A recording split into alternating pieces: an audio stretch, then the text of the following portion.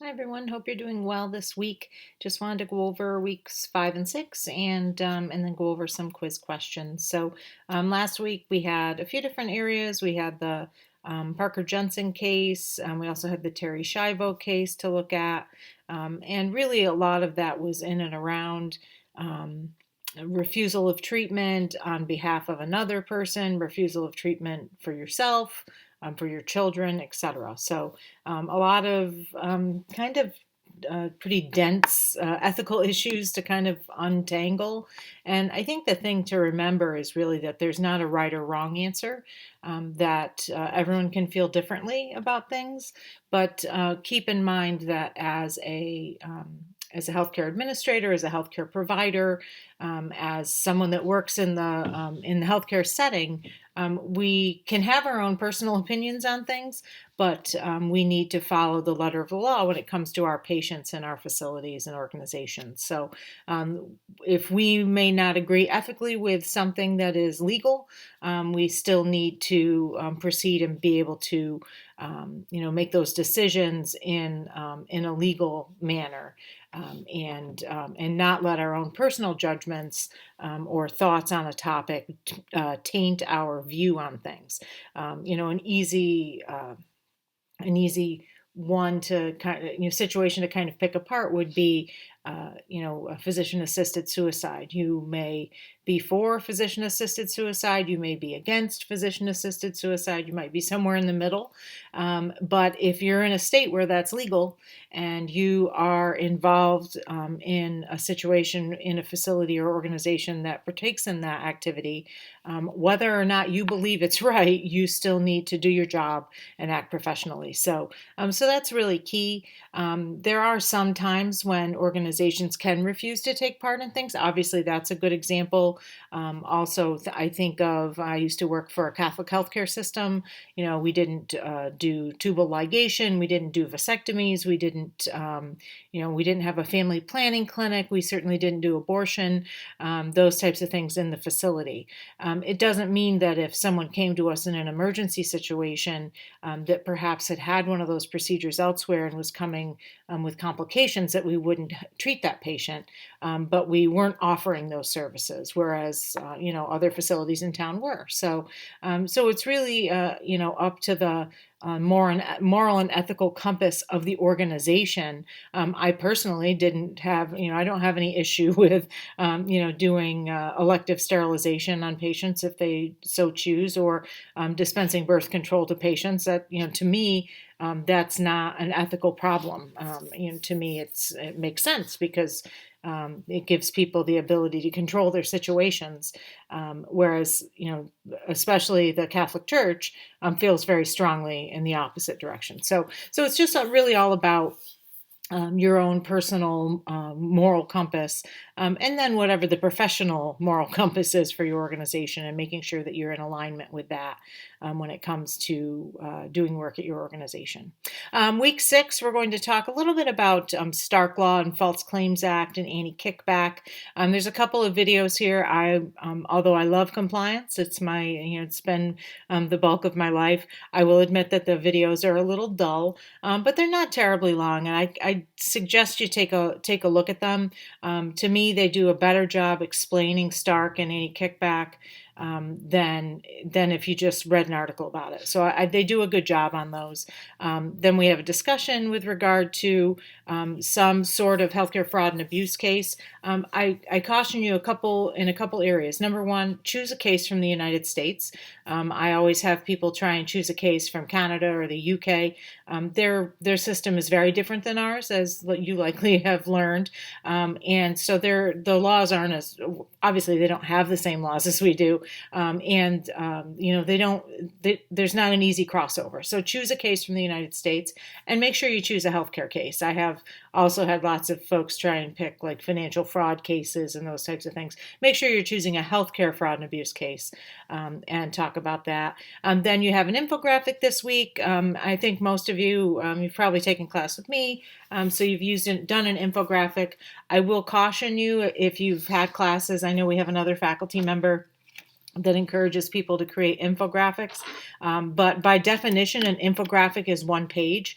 So I know the infographics that our other faculty member has folks create are multiple pages, and that's generally not the case. So an infographic is a one page, and it can be a big page. It doesn't have to be an 8.5 by 11 sheet of paper, but it is a one page pictorial representation of whatever it is that you're talking about.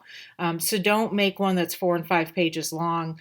If that's what the other faculty member wants, that's great. You can do that for them. But for mine, it is a true infographic, a single page. Lots of great templates out there, Easily, Venngage, Pictochart. There's a couple other new ones now. I think Canva does it. Seems like I just saw another one on television the other day. And then also if you have Pages, Pages has a pretty robust infographic creation tool. You can always use PowerPoint if you can't come up with anything else. These tools that I have listed here on the screen are free. There's always a paid option. You do not have to use the paid option. I do not encourage you to use the paid option. But if you are confused about how to get your file from them, you can't just send me your login. You need to either provide me with a download of the file, or I think it's Venngage that has, and it can be a low quality download. It doesn't have to be a fancy download. But I think it's Venngage that has you upload your document to their community page, and then you can send the link to that to me because that's publicly available. So if you use Venngage and you're not sure how to do that, please just let me know and I can help you with that. So let's go over the quiz last week. Everyone did really well. There were only 2 questions here that anyone got wrong in this case. So first question, limited power of attorney for students authorizes a third party. And, lots of different options here. But really what that limited power of attorney, or POA, is often the acronym for that. It allows a school official to act actually kind of as the parent in the case of an emergency during a field trip. And this is why, for a million years, even back when I was in school, and certainly when my son was in school, and I'm sure when you guys were in school as well, that if you were going to be going on a field trip and in primary or secondary school, once you turn 18, you can make your own decisions, and you wouldn't need to have that authorization. But if you're under 18 years old, you can't make decisions for yourself. So the limited power attorney would allow the school official to authorize a consent for treatment in an emergency situation. So I think here this week, this past weekend, and throughout last week, is the high school cheerleading championships here in Orlando. And there were literally hundreds and thousands of cheerleaders, high school cheerleaders everywhere. That's a great example of, some of them had their parents there, I'm sure, but not all of them. And every hotel was full. There's just cheerleaders, just cheerleading in parking lots and everything. So I'm sure there were probably more than one injury. And that's a great example of prior to going on that trip, your parents would have signed that form so that if perchance you did have to go to the hospital or to an urgent care clinic or something of that nature, those school officials, your cheerleading coach or whomever, would be able to act on your parents' behalf, typically in conjunction with talking to your parents over the phone, those types of things. So that's an important piece of information to be aware of. Next question. The blank strives to provide viable alternatives that will lead to the optimal resolution of many difficult dilemmas facing patients, including end-of-life issues. So our correct answer here is the Ethics Committee. The Ethics Committee at a healthcare organization really serves several different roles, but generally what they are there to do is provide a keen ethical eye to situations in the organization. So it could be something as simple as a policy that needs to be revised, and the ethics committee needs to take a look at it, up to and including things like having a person that is like a John Doe that's in your facility, or someone that's a ward of the state, doesn't have any family or anyone that is there to make decisions for them, and let's say that they're in a persistent vegetative state or something of that nature. So then the ethics committee would step in and make decisions for that patient on behalf of the patient, in the most ethical manner possible. Now, why wouldn't you have somebody like the medical board or the board of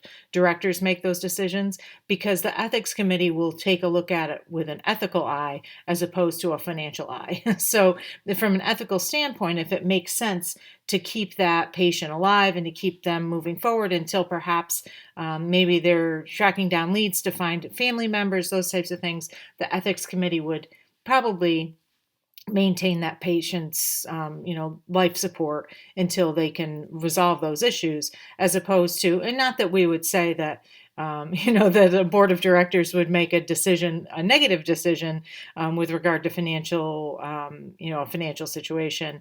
But when you have someone that's a ward of the state, they don't have insurance, you never know what kind of a decision that someone that perhaps doesn't have the most, the most moral and ethical compass decisions that would be made by them. So it's really important that the ethics committee gets involved in those types of situations. So that's all I've got. If you have any questions, as always, please feel free to reach out. I'm treading water as best I can. I know I'm a little bit behind on grading, but I will get that all completed this week, hopefully, and then we can move on from there. So any questions, please let me know. Thanks.